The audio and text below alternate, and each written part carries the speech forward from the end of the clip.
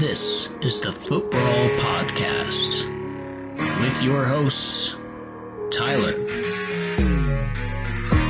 Andy, and Boyer.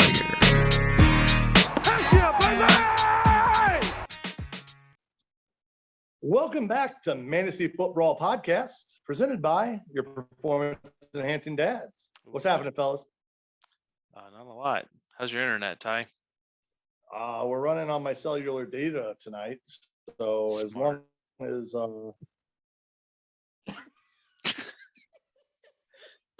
I wish this was a joke.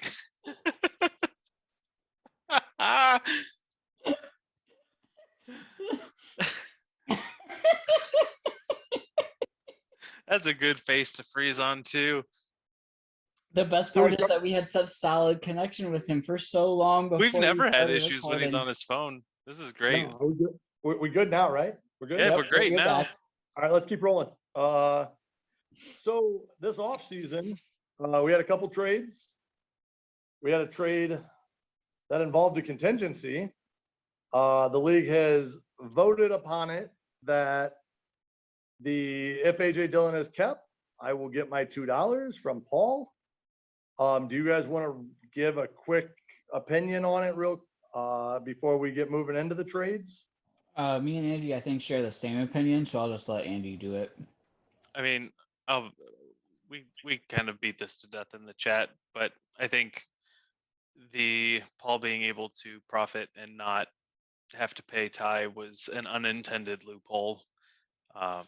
So I'm glad we took care of that. I think moving forward, everybody will probably be more diligent about the wording on their trades and making sure that everything's posted correctly in the trade chat and some of the other things that led to the issue at hand. But I think at the end of the day, we probably got the right thing, the right outcome decided. So I got a question for you. Okay. So in theory, if AJ Dillon's brought into the offseason, right? He can't be dropped. He has to be kept by the team that brought him into the offseason unless traded, right? That's true. I've never actually seen, like, once Yahoo is done, being able to say, I want to drop this player. Yeah, Right, I mean, because there's no at that reasoning point- for it. At but least this late.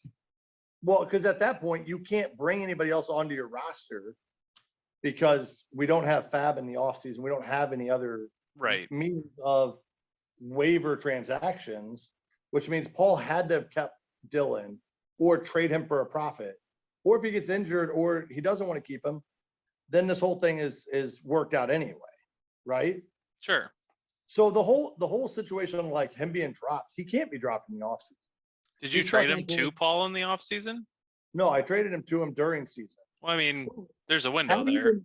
had he been dropped regular season due to a major injury, maybe things change because there's an injury. At least I got a shot to get him back, right? Paul's not profiting off him if he's dropping him mid-season due to major injury. Sure. I think that's a fair assumption. I think So Jeremy's concern is that the baseline argument is that the contingency should stand beyond just Paul. And so the what about question is, well, what if Paul drops him and then Boyer picks him up and keeps him? Is Boyer on the hook? Is Paul on the hook? How does that work? Right. And I think simple logic is if the player was dropped, then the contingency can probably die because it wasn't that great to begin with if he got dropped. But it's not the issue that we're dealing with here, and I'm sure that everybody will be a lot more explicit in their trade contingencies moving forward. Right. So I've actually hired a fantasy football trade attorney for this upcoming season to make sure that our contracts are solid on these contingencies. So Yeah, I've had a team of those for a while, and they don't do a lot, but they're nice to have. You just don't run into issues like this. well, you never know when you're going to need them. So that's fair. All right. Well, some of us don't win fantasy football enough, Boyer, to be hiring managers, to be hiring attorneys. listen, there's a sense of commitments to the league that I bleed money out at this point. I don't get much back, but I bleed it out. All right. So let's jump into these trades. So Colin acquired a keeper spot.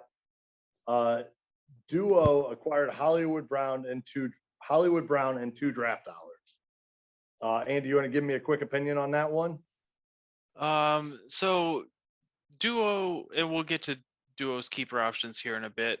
But Duo had Cortland Sutton as a keeper, so moving a keeper spot and only having one is fine. But adding Hollywood Brown instead of more draft cash, I don't feel like is that significantly different. And then we'll see our next trade. A keeper spot went for $8 flat. So would I have rather had an extra $6 and just kept Sutton? Maybe we can talk about that more later. But at face value, $2 and a keepable Hollywood Brown for a keeper spot is a pretty good haul for the duo. I think Hollywood Brown's worth more than $8 on his own just in keeper value, plus a couple bucks. And Colin getting a keeper spot back because he gave up a keeper spot to add Waller in a trade with Boyer during the season to make a push. But he's got Jonathan Taylor for 64. He's got Najee for 62. He's got Jalen Waddle for, I think, 3. So Colin's got several good keeper options. So getting that keeper spot back and only giving up $2 to do it because he wasn't going to keep Hollywood anyways. Great trade for Colin. Duo, I think, got value, but because of what was going on the rest of their roster, probably didn't need what they got. And I would have liked to just seen them get some cash. That's fair. Boyer, anything else on that one, or you want to jump into the next one? I'll jump in on the next one.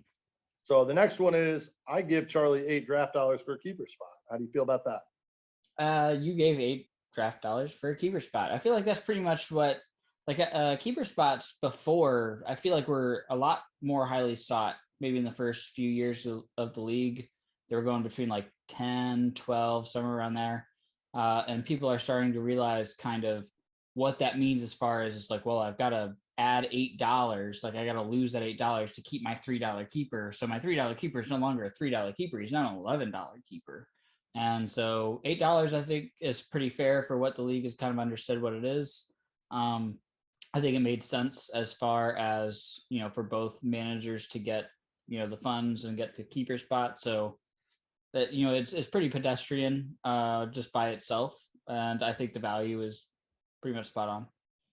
Yeah, not a terribly interesting trade, but Charlie's draft situation is not great. So he might have done well to try to squeeze Ty for a little bit more, especially since Ty's in such a good position and had a lot of keeper options.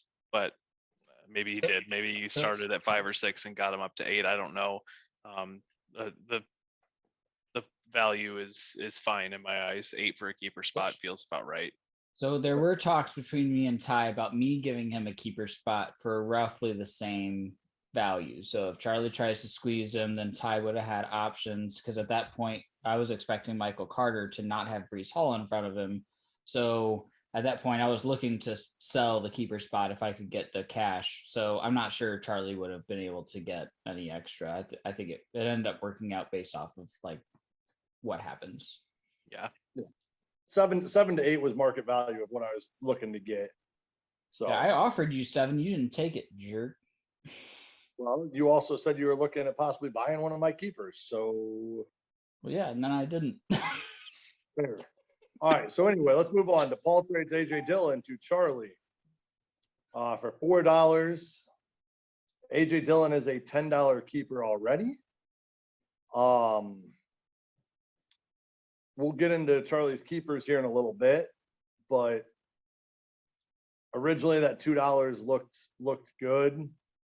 I still think AJ Dillon at a $14 keeper could return value, but I don't think there's a huge value to be had there when we get up to $14 for AJ Dillon right now.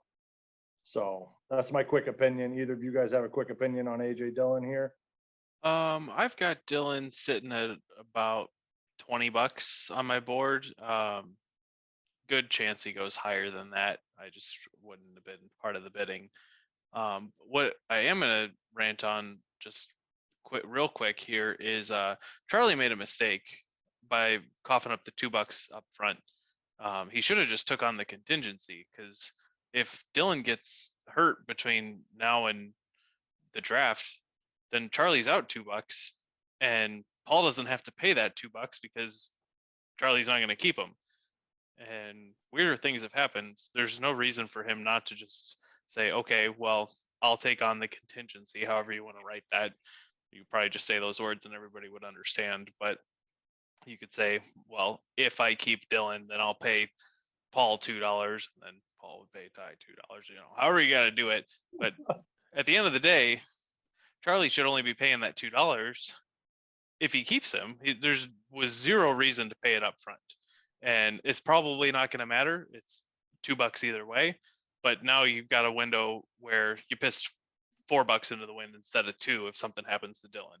So, minor mistake, but big mistake. It just in terms of how easy that would have been to be better. Boyer, any thoughts? See you, bud. I don't know what happened to Boyer. Oh, all right. So then the next one, Boyer gives Andy $6 draft dollars for Mike Williams. And Mike Williams is a $3 keeper. So that put him at a $9 keeper value between the 6 he paid and the $3 up front. And I think that's a good value for Mike Williams. I think Mike Williams is probably, so the weird thing in our league here, right? The wide receiver 2 range can range anywhere from like that 12 to mid 20s range, depending upon how much people like these certain guys. I think Mike Williams has enough hype around him that there is definitely value there. But those wide receiver 2s are kind of a weird situation. Wide receiver 1s are going to go for 25 plus, 25 to 50. Once you start hitting those wide receiver 2s, they're like 15 to 25 range, maybe.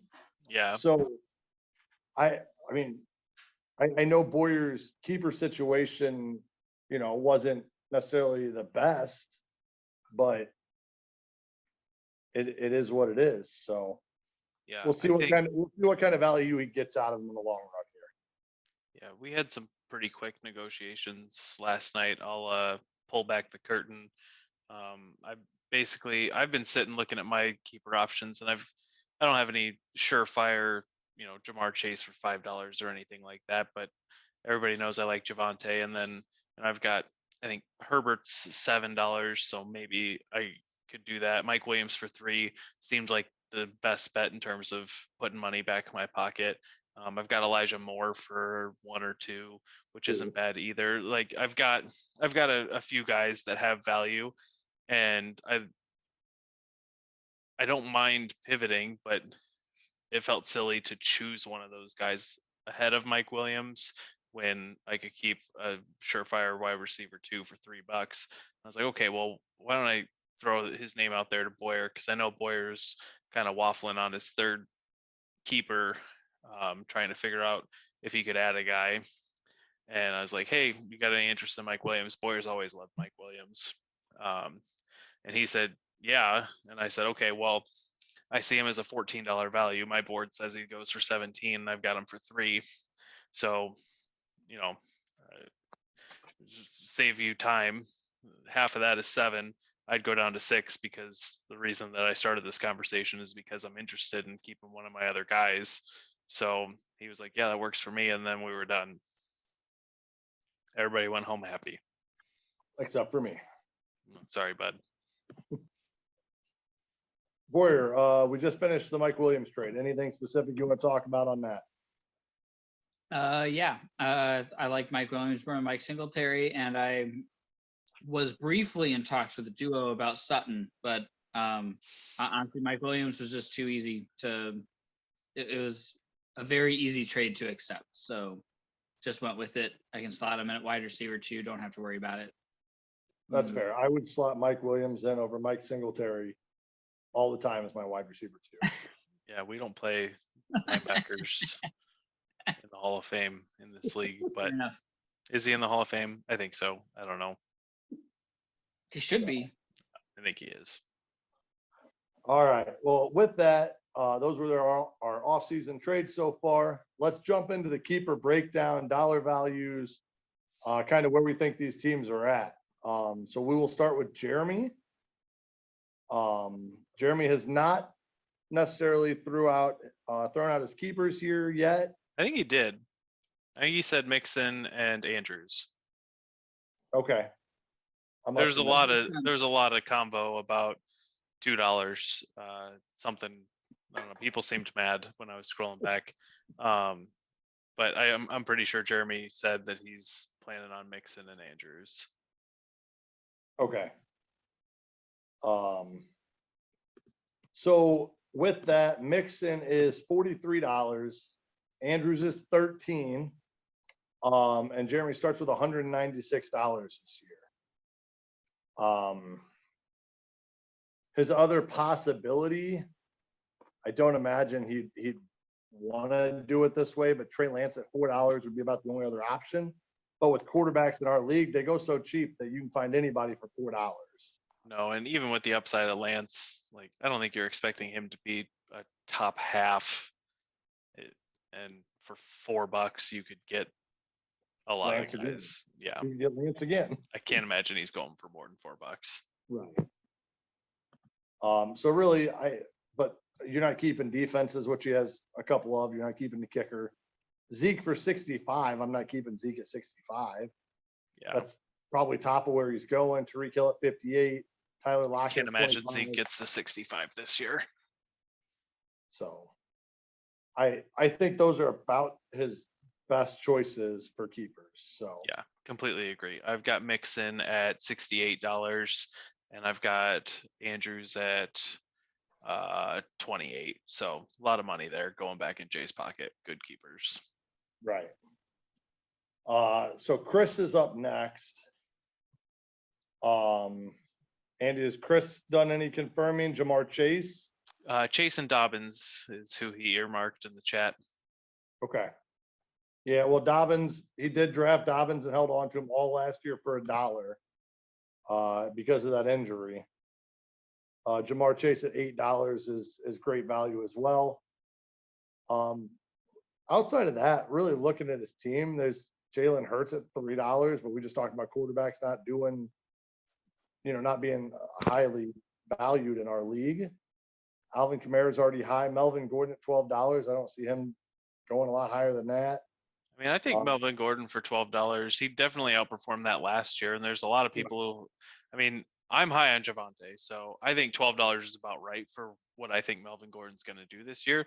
There's plenty of people who look at last year and say, well, it's a 50-50 and Melvin Gordon's going to be a big part of that. That's why they brought him back. So if you're in that camp, then, he's definitely worth $25 if you think that he's going to be anywhere close to what he did last year.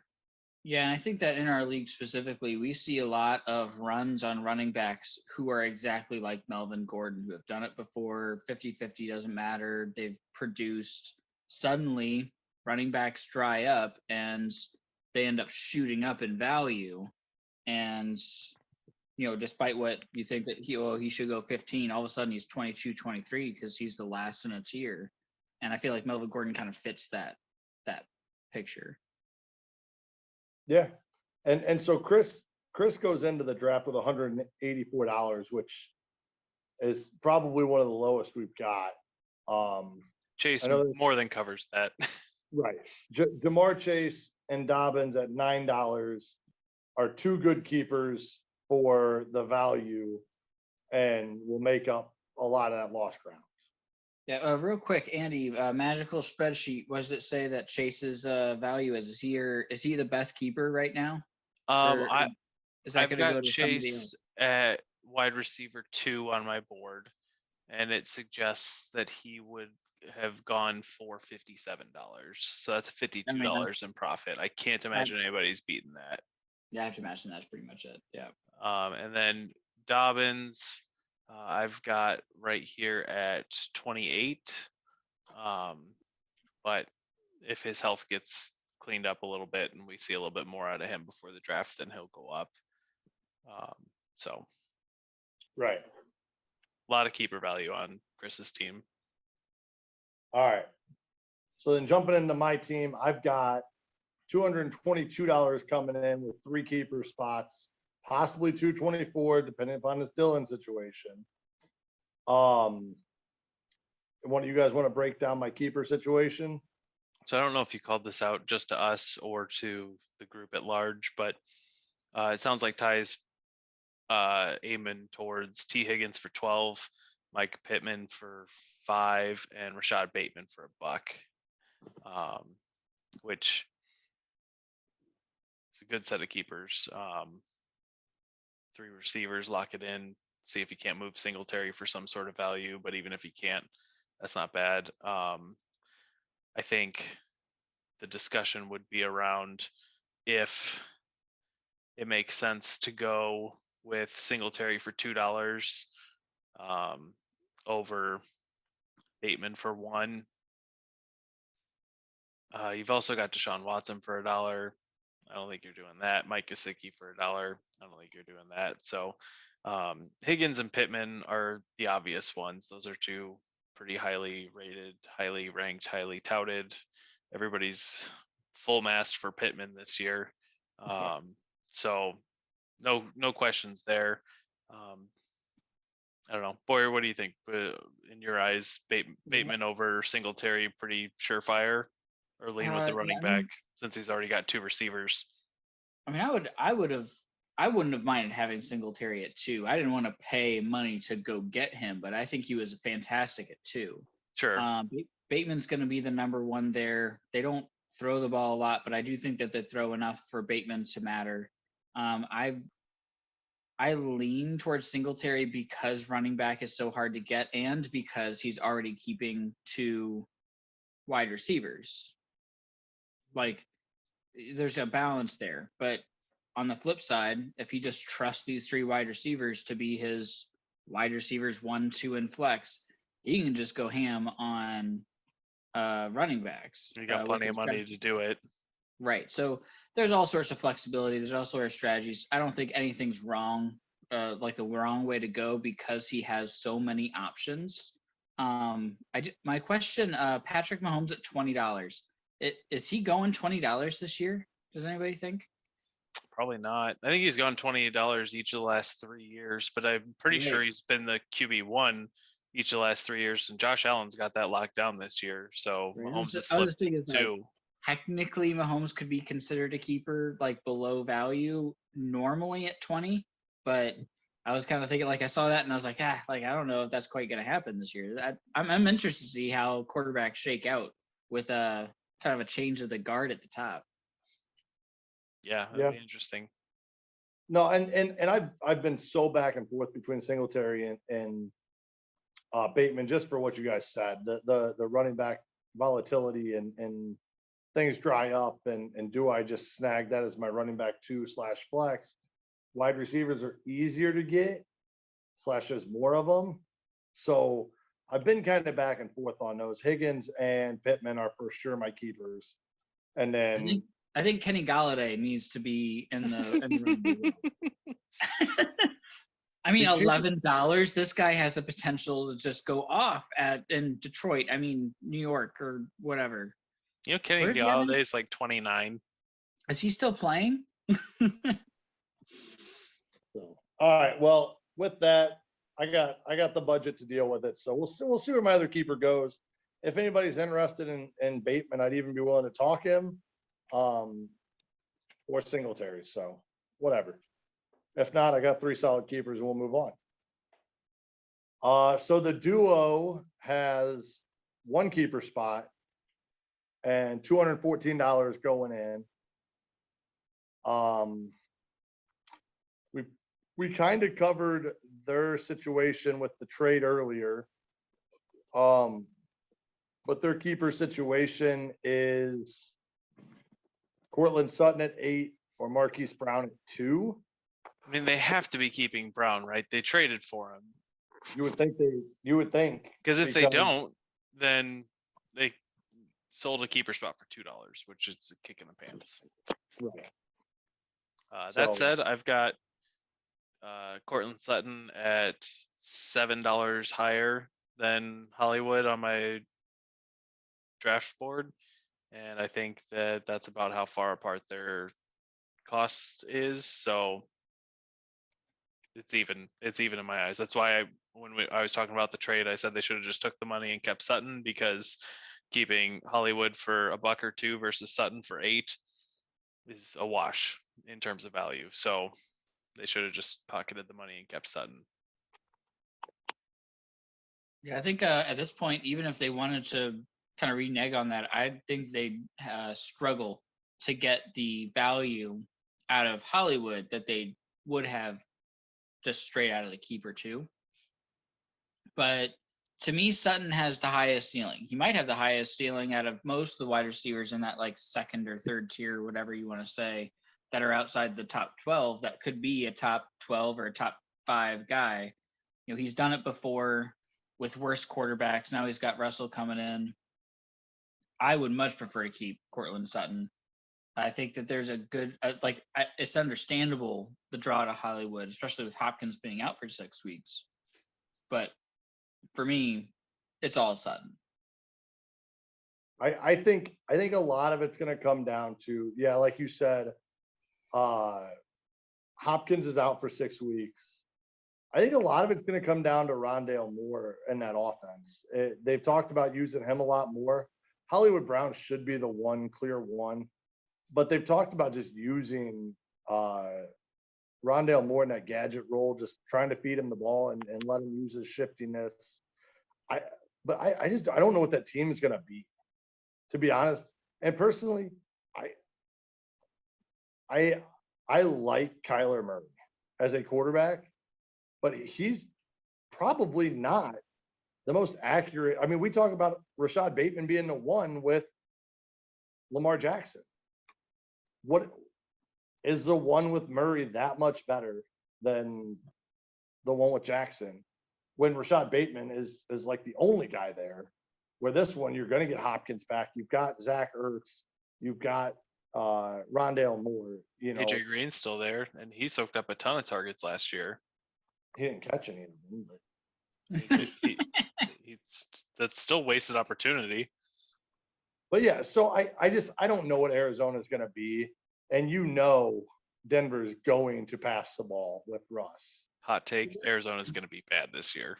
Well, that is that Russell Wilson is going to study past when Call of Duty releases. Meanwhile, Kyler Murray, who knows, October 28th rolls around, he gets into the game. I mean, he could drop off a cliff. We don't know. I mean, if the game's good, Cardinals are screwed. All right, let's let this be the deciding factor. If and when Lamar gets contract extension, if he's forced to watch game tape in his contract, that's a bad thing, right? If they both have it, then he's a bad quarterback. But if only Kyler Murray in the history of the league has ever had required to practice and watch game film written into his contract, then maybe that guy's not very good at his job. Yeah, not normally a good sign. So, all right, well, they've got, like I said, they got 214 going in. They're going to have a fairly cheap keeper, so they're going to have money to draft with. But they're not in a great situation going in. So, all right, Boyer, you want to talk a little bit about Andy's keeper situation? He's got 214 going in. Nope. No. 220 now. Oh, that's true. You're right. I did not update that after this Mike Williams trade. Thanks. So Andy's got 220 with 2 keepers. Yeah, so when you look at what he's got now after the Mike Williams trade, Andy had a lot of good quality keepers, nothing super amazing. I think Herbert at 7 could be considered a keeper, considering he'll be a top 5. He'll go at least 15, I have to imagine. Javonte, obvious 29. He drafted Javonte specifically, I feel like last year, to be his keeper, and he was not going to let him go. I mean, I drafted him to be good last year. It just didn't happen. Right, but I think is that it was kind of the combination where like, I mean, you weren't going to let him go for 30 or 32. Like, you were going to go get him and make sure you kept him for that value because he was only going to get better in year 2, which I think is part of the reason why he rose as high as he did at 29. Everyone expected year 2 to be as good as, hopefully, as good as we see. And Andy's got him to see. But Chase Claypool at 9, meh. Ramondre Stevenson. Elijah Moore at 2 is actually pretty interesting to me. I mean, as long as, Kyle Wilson doesn't see his mom out and around or something. So he had options. So I understand, losing Mike Williams. I think that was smart. But at this point, it's Javonte Williams, and I'm going to say it's Justin Herbert at this point would be top Kyle, 2. Zach, Trevor, one of those white names banging moms out here. It doesn't matter. He's just a frat boy. Just enter frat boy name here. He's wearing an upside down visor, popped polo shirt. We know who you're talking about. Honestly, the Jets are probably going to redesign their jerseys to give him that collar to pop up. I can only imagine. Oh, shit. You don't call fraternity a frat, all right? I'm sorry. I probably did just insult like what half of our audience just now. Love you guys. They can finish the sentence for me later. Yeah, we don't want to get age restricted on YouTube again. All right. So anyway, so who am I keeping? You guys figure it out for me. So Boyer, and really why I asked you, because you disappeared when Andy was talking about his team just a little while ago. After that Mike Williams situation. But Javonte's clear keeper, and I think Elijah Moore at $2 is going to be the keeper, mostly because we've talked about it at least twice already, where quarterback values are hit or miss. I don't think Justin Herbert goes to 20 like Patrick Mahomes does. Even after that, most of them go to $12-ish. There's not. Kyler Murray went to 15 last year, but other than that, there weren't a lot that went up to that 15 range. So I think Andy, if he wants Herbert again, can pay the extra $3 or $4. Where Elijah Moore, I think if he gets the hype that people are putting on him, he could realistically go for $15 to $20. No, I don't know what that's high to me. They've got Garrett Wilson. They've still got Corey Davis. They've got Breece Hall. They have almost too many weapons for their sophomore quarterback to even throw to, and they're still the Jets. I view Elijah Moore as a little bit. He would be a year 3 breakout player to me, not a year 2. I'm picking Herbert every day of the week at $7 right now. That guy has already been amazing for 2 years. He's going to continue to be amazing. He has all his weapons. If he doesn't go $15 in this draft, I will be shocked. And he's the consistent player. So not to mention, Andy, you can make Chad me look Wilson like got hurt and had to have surgery on his knee, so that's not good for Moore either. So the offensive line for the Jets has looked terrible in training camp and preseason. One of those guys got hurt too. They're rookie, right? Yeah, Becton. Like they can't. It's still the Jets. If I'm Andy, I'm putting my money on Justin Herbert. I'm going all in on Herbert being like quarterback 2 this year, which I think he absolutely can do. It would be his 3rd year. He's been nothing but fantastic since his first year in the league. It's Herbert all the way. Like, get out of here with Elijah Moore. All right, get out of here with Elijah Moore. Can I give Ramondre Stevenson's the only other one that would be even considered at $2, because he very well could be taking a lot of the valuable touches in New England. And they've liked him. They're trying to get him some pass down work. They're trying to work him into the system more, and they have seemed to really, really like him. But I don't know how Andy feels about Patriots running backs, because New England's rough, man. We're really not sure about. I do like Ramondre, but I'm not going to keep him. Right. Well, I'll announce here for all of our loyal listeners that I am intending to keep Justin Herbert. Thank you. So looking at last year's draft, Josh Allen got kept. Kyler Murray got kept for 11. And then we had Mahomes at 20, Lamar Jackson at 15. Dak went to 11. So I see this year's quarterback class as being both more top heavy and more well rounded. What I mean by that is, like, I feel like nobody's going to be mad about having Dak, Russell Wilson, Aaron Rodgers, Matt Stafford, maybe Trey Lance, depending on if you're a Niners fan or not, as their quarterback. But like, there's a line in the sand in my eyes that is Josh Allen, Patrick Mahomes, and Justin Herbert. Of those top three guys that are going to get you there, they're going to be more consistent. Patrick Mahomes and Justin Herbert in particular in the AFC West, I see a lot of shootouts coming out of that division. So I see it as three guys who are all going for at least $15. And then everybody else, maybe there's value there in an auction draft because everybody says, well, if I'm not getting a top three guy, then I'll just get Tom Brady for $2, or I'll get Matt Stafford for $3, or whoever falls to the bottom. But I do think because there's a lot of good and then three, what I'm going to call best quarterbacks, that those three best quarterbacks are going to go for a chunk of money. And last year, when that wasn't the case, we were still putting $15 into QB2 and $11 into QB4 or 5 because Kyler Murray and Josh Allen were kept. So I see Herbert is going for at least 15, and I'll keep him for 7 and be happy with the top three quarterback.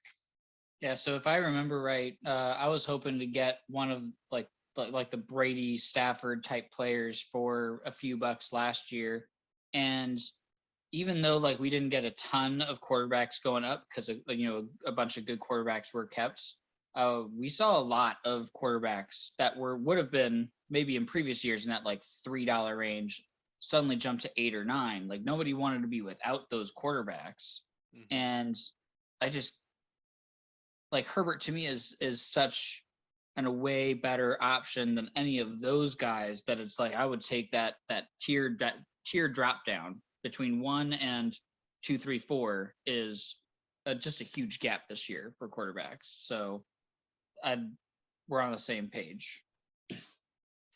Some of us. Anyway, let's turn move on it into a tic tac, Boyer. I'll do what I can. All right. Move us on, Ty. Yeah, so let's jump into Colin. Colin, I believe any day of the week, I will jump into Colin. I know you, but Colin will accept it any day of the week too. It's fine. So he has 194 and 2 keepers, right? Or did he end up getting that? He went down to 1 keeper during the season and came back to 2 when he moved Hollywood. I just wanted to make sure I didn't mess that one up, but I did. You're good. So he's got 194 and 2 keepers. Boyer, run me through Colin's team real quick. Yeah, I mean his top keepers are going to be like Waddle for 3. I could see him keeping Harris at 62, Jonathan Taylor 64, Noah Fant, which I know from a dynasty league that he has some affinity for some reason at 5. Darren Waller at 27 is no chance. He's got Justin Tucker at $2. Honestly, is technically a value. I'm sure he'll go for like 4 or 5 in our league. I don't know why. He's got a big contract. Right, like our league always likes to go get kickers for like $3, $4, $5. It's so silly, but Tucker would have value. But at 2 keepers, man, if I'm him, I'm going Waddle because I mean $3 for Waddle is ridiculous. Like you almost have to do it. And then it kind of depends on if you think of like Jonathan Taylor's done it before. Obviously, he had a great season last year. And at $64 is probably still a good value at $7 or $8 or whatever. Najee Harris, if you look towards the future and you somehow think that Najee Harris could be running back 1 this year, which I think that there's a possibility of that happening. I don't think it's terribly high, but if you want to look towards the future and say, okay, running backs rarely ever finish back-to-back running back 1 seasons, I could see him taking Najee Harris, and I wouldn't be upset about it, but I think the play is Jonathan Taylor. Yeah, I think that this is pretty clear cut Jonathan Taylor's the number 1 overall player in fantasy this year coming off the draft boards, unless you're a glutton for punishment and you're looking to take CMC. But Jonathan Taylor's pretty unanimously the 1-1. So getting him for $64 when in the last few years we've been topping out 75 or 80, that's money in your pocket. Take the best guy for a decent price. And then Waddle for 5, killer value. Sucks that Tyreek Hill's there. Waddle for 3. Thank you, Ty. It sucks that Tyreek Hill's there. It sucks that Tua's the quarterback. And who knows what the new offense is going to be. But Waddle's good. He did well last year. And for $3, that's your best value. I have Najee on my board sitting neck and neck with Joe Mixon at $68. Najee got a fuck ton of volume last year. He was not terribly efficient with that.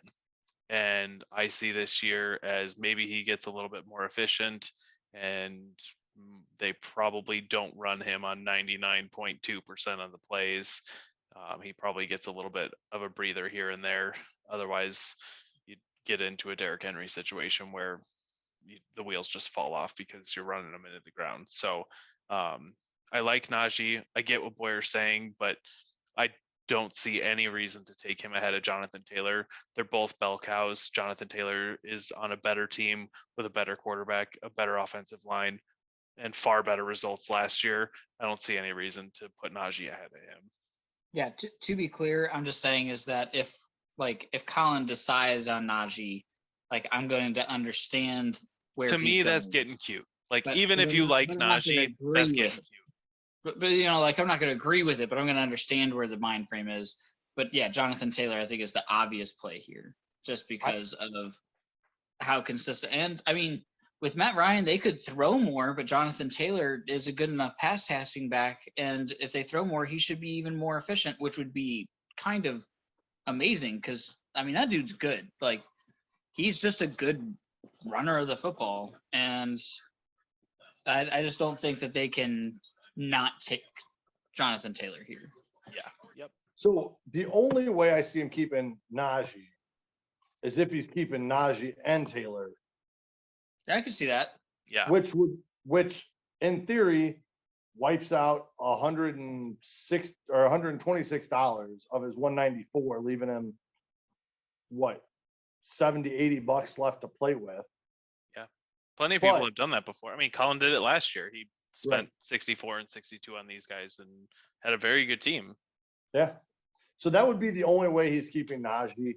I agree with you guys that Waddle should be the play at that wide receiver. But if it was Andy, he'd probably take Nyheim Hines and just guarantee his handcuff right away.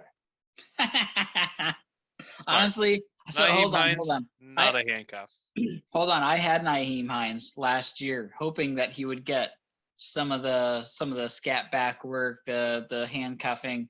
It didn't happen. He was pretty much useless all year because Jonathan Taylor, I don't know what his snap count was, but he got like every meaningful snap, and Nyheim Hines was worthless. So I don't believe that at all. Andy, I am curious. What is Jalen Waddle's value in your magical sheet? So I pulled the projections in from Yahoo, and then I made my own tweaks to guys that I felt were super out of line, which I definitely did for Waddle. Because Yahoo, at the time when I pulled the numbers over, was projecting Waddle for 1150 with 7 touchdowns, which feels like a lot for the guy who's not the top receiver for a quarterback who's not super talented. So I adjusted that a little bit, and where that left Waddle was sitting at about $17. Okay. Ty, do you agree with that value? Because I feel like he would go higher in this league. He probably would, because young guys with upside get pushed up, but that's part of the reason that I made this. All right, hold on. So let me ask you, Boyer, then. Jalen Waddle, the number 2 with Tua, is going for how much do you think? Mid-20s? Yeah, I think mid-20s. I think is that like just thinking about the league and like where wide receivers are going, I think he would be mid-20s. So then a guy like Bateman, which is the number one, you said was only going to go for 15 at the most. Yeah, we've seen Waddle be successful. We haven't really seen Bateman be all that successful, minus a really small sample size. We know Waddle can do it with Tua. Yeah. And you I can mean, we expect saw Waddle what and Hollywood Tua did both to last take, year. and you could take Waddle and Tua can both take steps forward. And Waddle won't have to deal with any kind of double teams or anything like that because people are going to be focusing on Tyreek. So I think that Waddle is a very consistent, easy. He's probably not a super sexy player to have at this point because Tyreek is on the team. But I think that Waddle is a $25 for Waddle. I feel like you get the value for it. I feel like that would be very even for what you see at the end of the season. Okay. I mean, I like Waddle. I think we Bateman did- has a higher ceiling at this point for sure. because we just But- talked about how Tua's mediocre, how Tyreek showed up, how we don't even know what the hell this offense is going to be. I mean, Lamar's not a gunslinging quarterback. Right, and Mark Andrews think- is still the number one. I think in that Tua's offense. probably more receiver friendly than Lamar is. I mean, he's going to I be don't throwing more. disagree. He's not doing 800 yards on the ground with his legs. I don't Like- disagree, but to have a $10 to $12 value difference, I don't know how far. I would put how far Waddle $10 over Bateman. That's what I would do. Okay. Fine by So me. what do we think the ceiling on Bateman is just for this year, not career wise, but like what Hollywood did last year? Do we think he I does mean, better than if- that? It's hard to say because Hollywood struggled with drops, and he wasn't necessarily a great receiver that you could just count on and do the things you needed him to do, plus get the big plays. And I think Bateman can do that. Lamar really hasn't had a wide receiver who can kind of do it all, go deep, get him the first down, those type of things. His receiver who has been able to do that really is Mark Andrews, which is why Mark Andrews is the number one. So Right. projecting Bateman's ceiling is, to me, incredibly tough because we know he's got talent. He'll have at least some opportunity. And I think it's one of those things where, as we go through the first few weeks, if he starts to do well and better, then the Ravens will open up that playbook more to get Lamar to Bateman. If it doesn't work, then they'll keep doing what they're doing where they run the ball and throw to Mark Andrews. So I think is that Bateman can snowball and could absolutely pop off, but the probability of that with such a run-heavy team, Dobbins is back. I think Gus Edwards is back. Is he back on the team? Well, I don't know if he's going to be ready. He's back, like- but he's not. They're not saying he's ready for week one, so who knows No. when he's going to be ready. Either way, the team that they wanted to have last year, I think they're pretty much going to have this year, and it was still going to be a very run-heavy team. So I think Bateman's going to have to show up in the first couple weeks and show that he can be a Jamar Chase, probably not without the home runs, but Jamar Chase level talent where they focus on getting him the ball to have the kind of ceiling that he can. But he absolutely does have that ceiling that I don't think Waddle does. I think Waddle is capped by Tyreek and the offense, coming. I think the coach is coming from the 49ers. They're going to run the ball with like the 8 running backs they have. So Waddle is definitely capped as far as that goes, but I still feel like his floor is pretty low. He knows what he's doing. Tua could make a step forward. He could take a step forward. Like I feel more comfortable with Waddle, but that's the risk you take with Bateman. And Right. I don't blame you for taking the risk with Bateman. And for like $1, I would definitely take the risk for Bateman. I mean, I was mostly just curious, just because you were like young, upside, situation, whatever.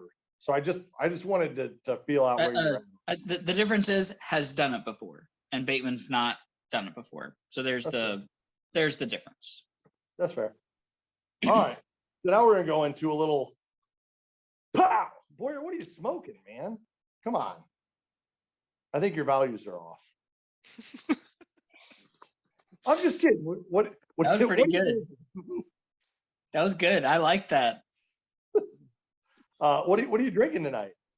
So I'm not dead. So I'm drinking Son of Juice. Oh, nice. I like that one. Son of Juice is one of my favorites. Same. I had that last time I was at your house a couple days ago. Yeah, it's great. Getting wasted. You know what I didn't have at your house the other day, which I was shocked about? Natty Coors Light? Light. Oh, Coors Light. Coors Light. You Coors Light always is one of the Coors staples. Light. Yeah, Andy, usually Coors Light is when I'm trying to be fancier than Natty Light and trying to impress people. So That's fair. Andy, what are you on tonight? Water, trying to lose some weight because I keep finding weight. So water, You find it now. You got to lose it again, huh? All right. getting harder to No, lose, guys. he's doing that Pokemon Go, but for weight gain. He's like, oh, where is this weight? There's in a pound. I'll catch it. Not a great analogy. But we're gonna move on. All right, so we're on to Fryer. Fryer has $192 going into it. He's got 2 keeper spots, and his keeper situation is hot garbage. He has players that are available to keep. He does. So he's got Tom Brady at 5. I guess if you guys are going to say quarterbacks are going to go high, but I don't know that Tom Brady's going to that old. Something's going to get caught up. We've been saying it for years. Nobody. No, it's not. He's playing until he's 70. I swear to God. I mean, he's not worth $5. He's gonna go for $5 again this year. So then you got George Kittle at 27. You're not keeping George Kittle at 27. I mean, I think, okay, can I just jump to it? I think his keepers are obvious. They're not fantastic, but I think James Conner for 9 and Michael Thomas for 10 are his keepers, right? Yeah. I mean, I would agree. I would absolutely agree. Those are his 2 keepers.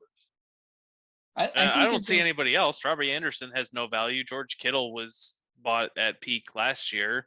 Mike Evans for 40, maybe. If you want Mike Evans and you want to pay sticker for him, sure. But like, there's nobody on this team. Will Fuller, Raheem Mostert were hurt all of last year. You're not keeping a kicker, so that's what he's got to work with. And I don't think either of those guys are bad. No. Yeah, I think a dart throw for Michael Thomas is fine. I don't trust him a whole lot, but if he performs, he's going to way outperform that number of dollars. I wouldn't blame him if he picked Mike Evans or Tom Brady at sticker cost, because like, just go get a guy who you know is going to play and give you a ton of points. And even if you end up paying market price for him, fine. Like, just go get that guy. So I think Michael Thomas is probably the play, but if like more things come out in training camp where he's not ready or he's not meshing or he's not, I mean, he's had issues now for 2 years. Like, if you don't want to deal with it, I wouldn't be upset with the sticker price of some of his other guys. Yeah, but all of training camp right now has come out saying that he's looking all right and that he'll be back and healthy and whatever. Right, but we've also seen that, and then he dies, and then he comes back, and then he dies, and like I'm just saying, it's like you never know. By the time keepers come up, at least he has a couple options where he can just get somebody on his roster that he can start and then figure it out from there. Yeah, but no, absolutely, James Conner is 100% the only quote unquote lock on the team. But I would agree that Michael Thomas is the other. James Conner for $9. Starting running back in Arizona, performed way over expectation last year. I mean, even if he can maintain 70% of that, 70% of that, he'll be fine. Yeah. For $9, I'm taking that all day. Alexander Madison for 2. Like, any thoughts? Like, Dalvin Cook's no spring chicken. He's been injured pretty consistently the last couple of years for multiple games. I'm not gonna buy into keeper as a backup is my only problem. I can understand that.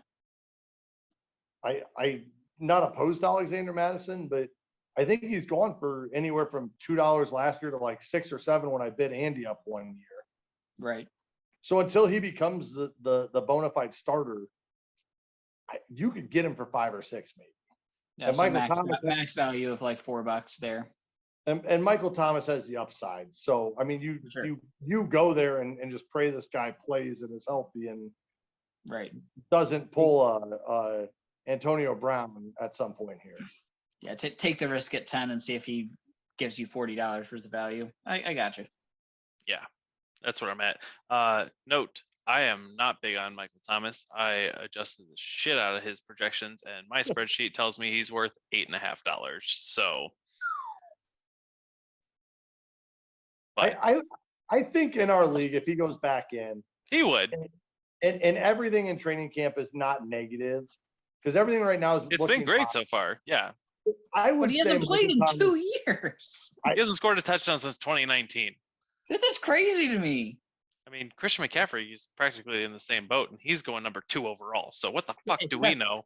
Except he played games in between that time frame. and he was Barely. good when he did play. Yeah, but when he played, he looked fantastic. We haven't seen Michael Thomas on an NFL football field in an actual game in 2 years. That's tough. That's a risk. It's a big risk, which I is think evident in your in $8.50 valuation. I think in our draft, he would go for $15 because people would see him on the hype that he has been solid during preseason so far. Sure. And I'd see that. I think 15, maybe if 17. two people buy into it, he goes over $10. So Yeah, I think he would go over $10. I'm saying I wouldn't go over $10. all right, fair enough. All right, Fryer, don't keep him. And now we know that Andy is not going over $10 on Michael Thomas. Andy is one of 12 managers. So Yeah. Yeah, In an auction league, it doesn't matter what I think. That's the fun of it. all I'm right. just Well, saying, I'm pretty sure we bid each other up on Eddie Lacy, and I ended up shortchanged on that one. So Hey, I'm glad I backed out at $73 or whatever it was. all right. So Fryer, you're keeping James Conner and Michael Thomas. somebody close to sticker value or Michael Thomas with a shot. So, all right, we're gonna move on to Boyer here. Boyer's going in with 204 and 3 keeper spots. So, Boyer, did you throw him out there yet or no? I don't think you did, right? I don't He think I shared have them to with the chat. us. Yeah, I don't So- think I have to the league. So Brandon Cooks at $5 is consistent. He's gonna keep Brandon Cooks is the odds on bet. If he doesn't keep Mike Williams at this point, he's an idiot. So he's got those 2 receivers. And then ETM for 2. And then Surefire. ETN $2 is surefire. So he's got 2 wide receivers and ETN at $2. And to be honest, we kind of talked about Mike Williams. Mike Williams' value could be somewhere in the teen range, 15 to 20, $22 maybe if somebody likes him a lot. But like that wide receiver 2 range, like we talked about earlier, doesn't go super high in our league. So there's some value to be had there.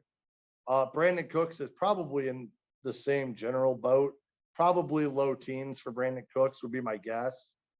And then Travis Etienne would be probably in the $40 range, depending upon who likes him and where prices go this year. But I know some people love Etienne, some people don't or aren't as high on him. I'm not gonna say anybody's down on him because he's gonna be the starter.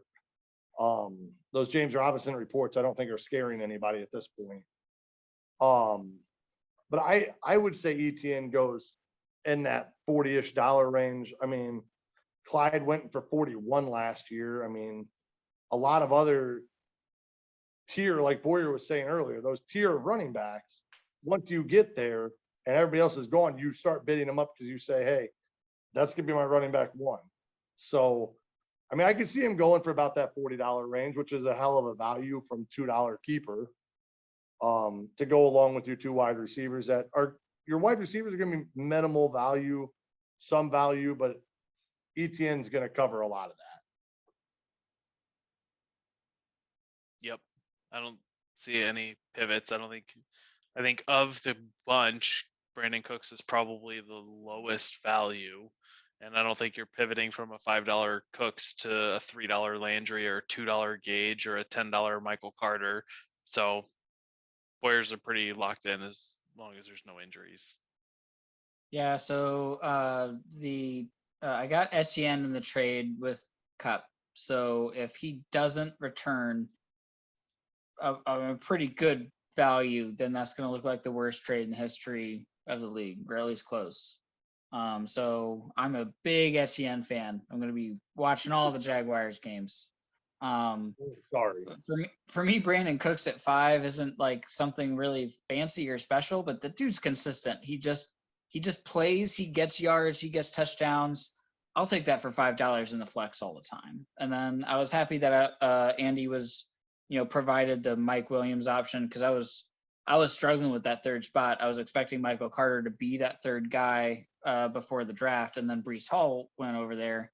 So I needed a guy, or I needed to move that keeper spot, and Andy provided me a solution. And I mean, Mike Williams is a wide receiver too. I don't think he's got a ton upside to be wide, like a wide receiver 1 type player, but he's definitely a wide receiver 2. So that gives me a lot of flexibility in my draft as far as like what positional players I want to get at what cost. So pretty simple decisions on that, but I feel good about it. Yep. All right. So Boyer's pretty locked in, would be our guess. So then we're going to jump to Paul. Paul has This one should be quick. Paul has $193, most likely 191 going into it. 2 keepers. He has Deebo Samuel at 7, Cooper Kupp at 20. Yep. Okay. No We can be adjustment. done there. Nothing. Solid keepers.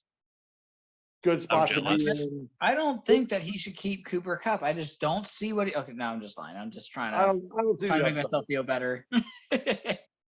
But yeah, for $27, that still puts you in fairly good situation money wise, even starting down at 191. Yeah, he'll be fine. He'll be all right. Paul's in a great spot entering the draft with these 2 stud wide receivers. I'm excited to see him get win 5 games with whatever team he puts together. All right, so we're gonna move on past Paul. Paul, sorry, that's all you get from us. We're gonna jump to Walker. Walker has 215 with 2 keeper spots. Boyer, you want to hit Walker's keepers and his situation? Yeah. I mean, if I know him, Tony Pollard's going to be at 6. Gaskin's high. Kyle Pitts at 11. Feels high, but if you think he takes a step. Antonio Brown, that guy at $7. I mean, he was wide receiver 1 for 5 straight years. I don't know why you wouldn't pick him. AJ Green at 5. Mike Davis at 33. He paid $33 for Mike Davis. My Lord. Hunter Henry at 1. Somebody did. Rodgers at 9. OBJ at 12 coming off an ACL. Yeah, I'm gonna go Tony Pollard for sure at 6. And I mean Kyle Pitts at 11. Because I think that he'll at least return some sort of value for that. I think that's really his only options. Maybe Aaron Rodgers at 9, but we just talked about Brady for 5 is too much. So I don't know. With losing Devontae Adams makes Rodgers a harder buy at 9. Well, definitely don't have to go 9 on Rodgers. He's like QB 10 this year. Had Rodgers still had Adams, 9, grabbing him there. Fine, just do it. I wouldn't have been opposed to. So where do you guys have Pitts this year? Like tight end rankings, he is your tight end what? I still think he's gonna be. I don't know that I can put him as tight end 3 like a lot of people are putting him. Because I've got him at 3. I've got him at 3 because you look at Waller had injury issues last year, and they just added Devontae Adams. Like that's a big deal because Waller was the guy, right? Oh, Waller's dropping hard. And Kittle has had some minor injury issues last year. He played 14 games, but you're going from Jimmy G to Trey Lance. Not sure how that's going to work. So question marks there. Dallas Goedert, they just added AJ Brown. Jalen Hurts is a running quarterback. Not somebody I want to be invested in. TJ Hawkinson, maybe, but they've got a lot of mouths to feed now too between Chark and JMO and there's a lot. Dalton Schultz. I'm not putting Dalton Schultz ahead of Kyle Pitts. Like I'm pretty far down this list. Kyle Pitts has a good floor because he's probably going to be the number one option in that offense. And he's got a crazy high ceiling because he only caught 1 touchdown last year. So that's got to expand. They are hopefully going to get garbage time, whatever. I just don't see a ton of options. Yeah, I see. Not that I feel this comfortable year, with.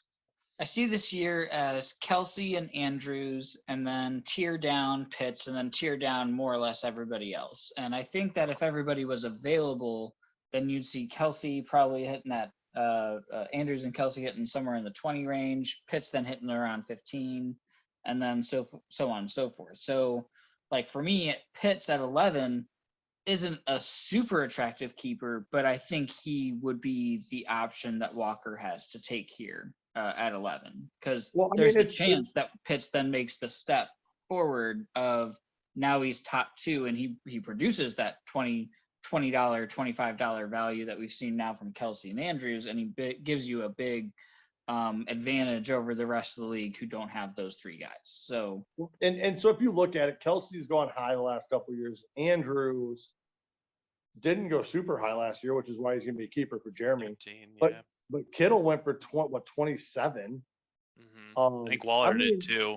Waller went high. So I mean, if we're looking at it, so here's what I think Kittle was ranked as probably the tight end 3 last year. And if you look at Pitts being 3, like everybody's got him, I still think he's a top 5. Don't get me wrong. Sure. But I don't know if I'm going to put him above. I think Kittle could still be better than that. Sure, he definitely could. Be better than I just see less question marks with Pitts, and Pitts is definitely rising, whereas Goddard, Kittle, Waller, a lot of the narrative around those guys is questionable. And sure, they can do it, but their stock is trending the other direction. And I mean, Pitts' offense is scary. I mean, Mariota is not a quarterback I want throwing to my guys. Drake London is going to be there. He could be someone who steals some of those targets that he saw, because he was the only wide receiver, tight end, whatever you want to call him. He was the only guy in Atlanta last year, and he had Matt Ryan throwing to him. So, of course, they had Cordero Patterson. Clear. All right, well, he's a running back, right? So he's a kick returner. Right. It's pretty much how Hester should have been used like 15 years ago. But anyway, like my thought is that there's definitely a chance for Pitts to not return value or to only be tight end 5 or whatever. But if that's his floor, then you end up taking him at this $11 value and hope that he reaches the ceiling. And if he doesn't, he's going to hit his value, and you've got a good tight end. You have an advantage over most of everybody else.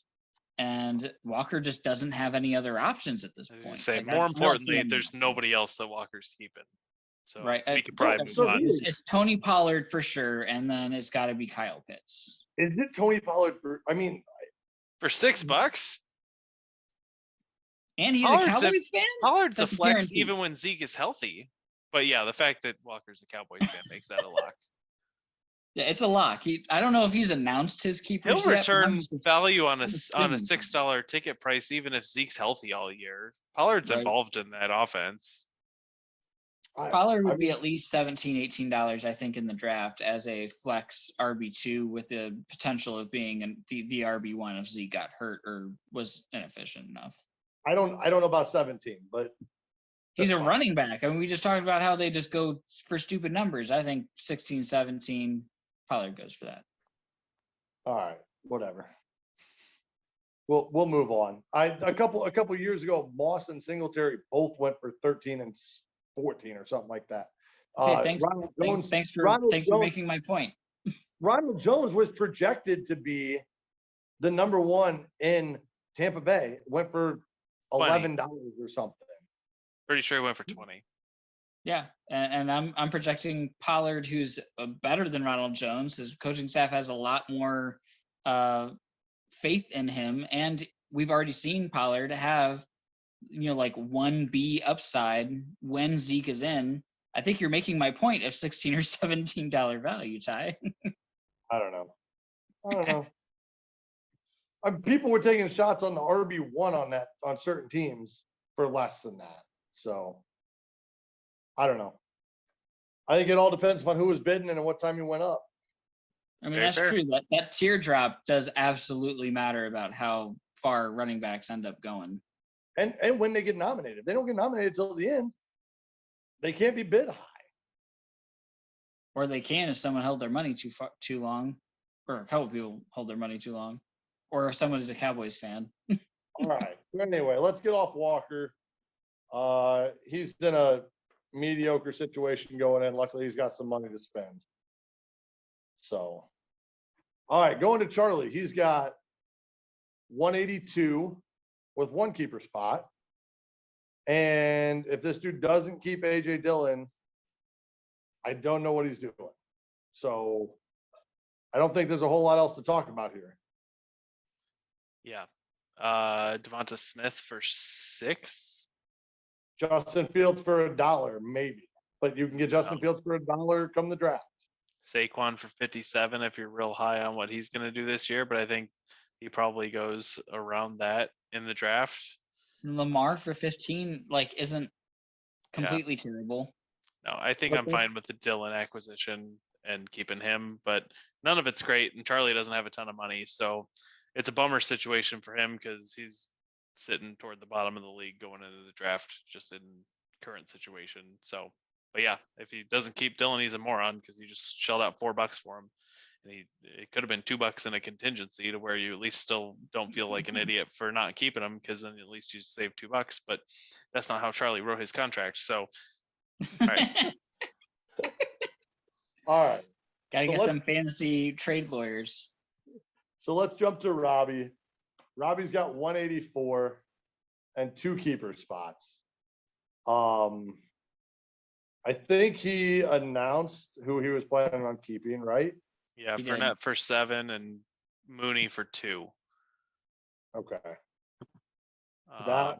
I don't see much else here that would have more value. Burrow for $1 is keepable depending on the team, but I think that the guys he pegged are more value. I would agree. Burrow is the only other one that I was going to bring up as a possible option here. Yeah. For me, I think I'd rather have Burrow because I don't trust the Chicago offense. I think Moody's going to he has the potential to have a great year and all that. But I just as a Chicago Bears fan, I just can't trust Mooney at this point. I'd rather go get Burrow, who should be throwing a ton to a bunch of good wide receivers with a beefed up O-line, and they could run the ball more with Mixon and still throw just as much with Burrow. Burrow for $1 to me seems like a slam dunk, like a surefire thing, and Mooney seems like what happens in Chicago? What happens with Fields? What happens with that offense? What does that offense even look like? So I would take Burrow for $1, but I could see the pull for Mooney for 2.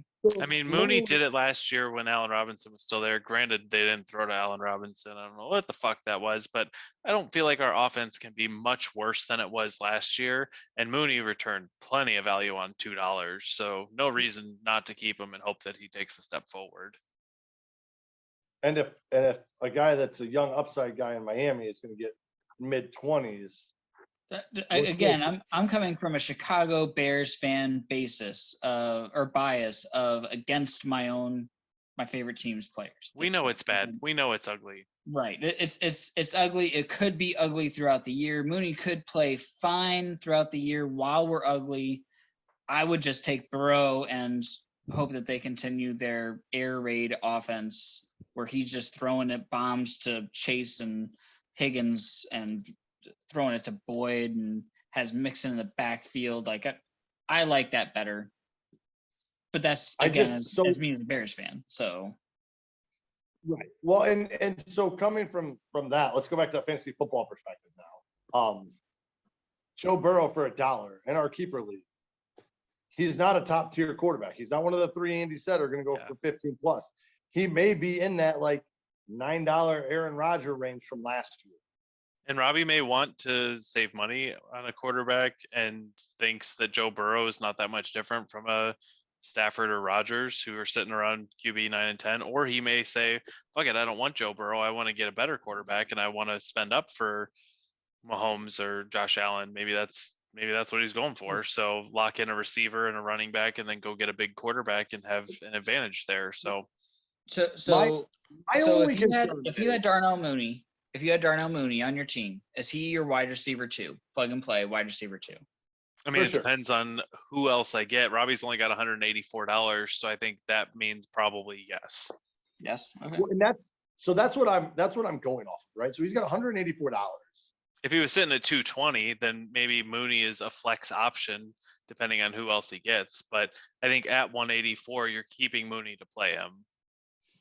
You keep Fournette as your RB1, 2, depending upon how much you spend on another running back. You keep Mooney as your wide receiver 2, depending upon what you're spending on a wide receiver. But the problem is, like we've talked about quarterbacks, you can get a solid quarterback for $3 to $5. You can't get a Darnell Mooney for $3 to $5. You're going to pay 15 to 25. And the value difference when he's already sitting at 184 is really what he needs right now. Yep, I agree with Ty. I can understand that. So he's not me sitting at 224 with 3 keepers. Right. We're coming from 2 different places. So grabbing the value where he can with 184, you kind of got to do it. Sure. I get that. That makes sense. So, all right. So going through there, some people are in a good spot. Some people are Robbie.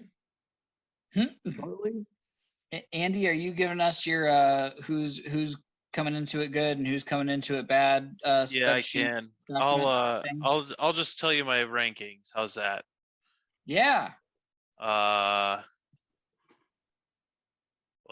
that doesn't look right. Well, maybe it is. All right. Most of what I do doesn't look right, so it's fine. Okay. You just don't look right. Number 1 with killer receivers, Paul. I've got Paul at $283 worth of value between his cash and his keepers. Number 2, and people might be mad about this, it's Chris because of Jamar Chase, 268. No, can't be upset about that. Number 3, Ty, because he's got a fuck ton of money and 3 keepers. He's got 264. I've got me at 4 at 252 because I'm sitting on 220 and I have okay-ish keepers. Boyer at 5. Now that he's got 3 keepers and still $204, I got Boyer at 244. Jeremy, I think at 6. Yep, Jeremy at 240. And then, sorry, I gotta keep scrolling. Duo at 7. But that's helped by their draft cash. But I've got them at 237. And then Walker at 8, 235. Robbie at 9, 234. Fryer at 10, 226. Colin at 11, 222. Because we talked about Colin, and Waddle's down on my spreadsheet. So honestly, Colin probably does okay because Waddle would go for more than what my sheet says that he's worth. But Colin's at 194. There's not a ton of profit in his keepers because of how much he's paying for Taylor. So that's what hurts him. And then last after that is Charlie. Charlie's the only one. Charlie's well behind. Colin was 11th at 222 in value. I've got Charlie at 197 in value. So solid disadvantage.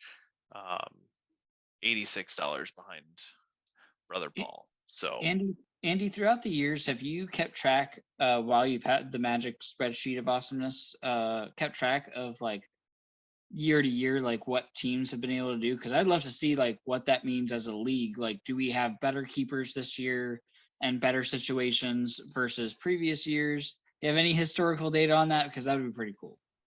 I do, but I don't know that I'm willing to share it. Dang it. And honestly, I have not sunk a ton of time into my prior year analysis, which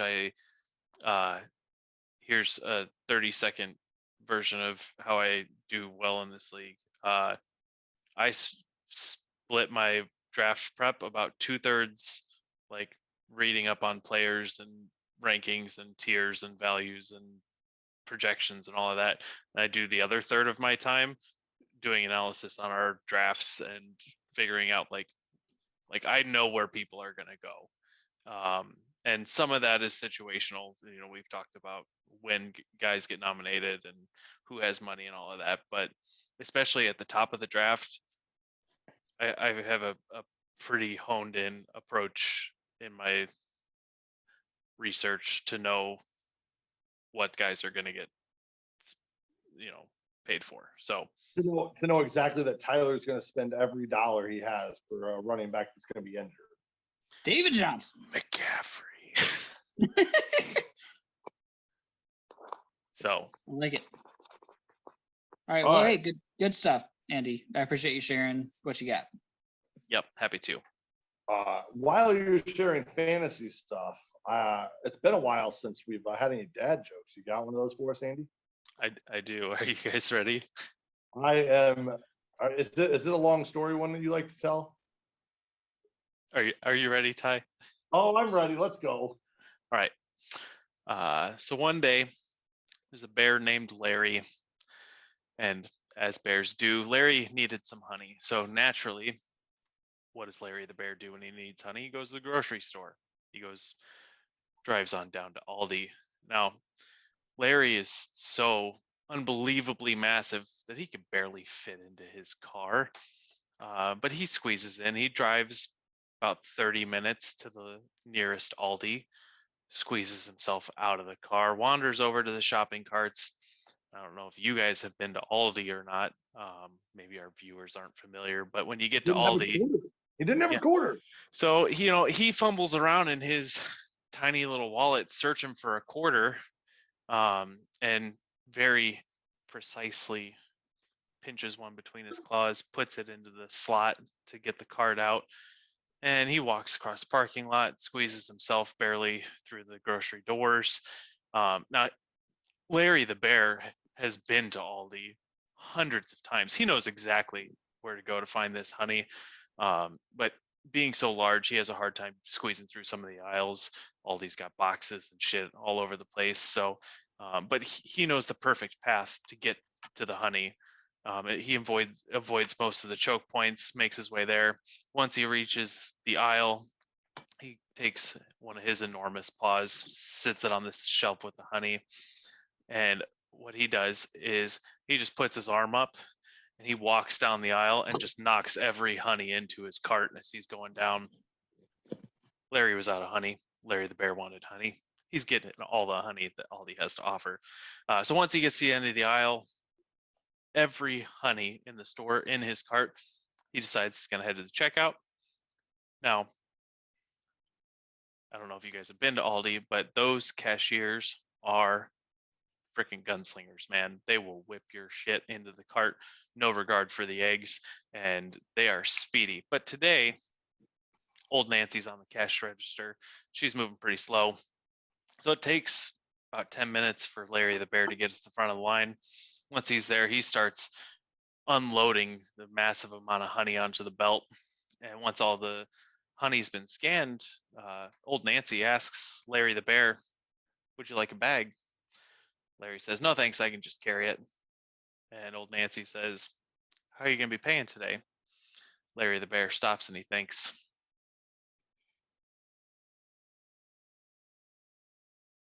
He thinks. And he thinks. And he thinks. And he thinks. Larry the bear says, "Credit card." And old Nancy says, "Why did it take so long to reply?" It's a pretty simple question. Larry the bear says, "I'm sorry, that's a bad habit of mine. Because of my size, I have really big paws."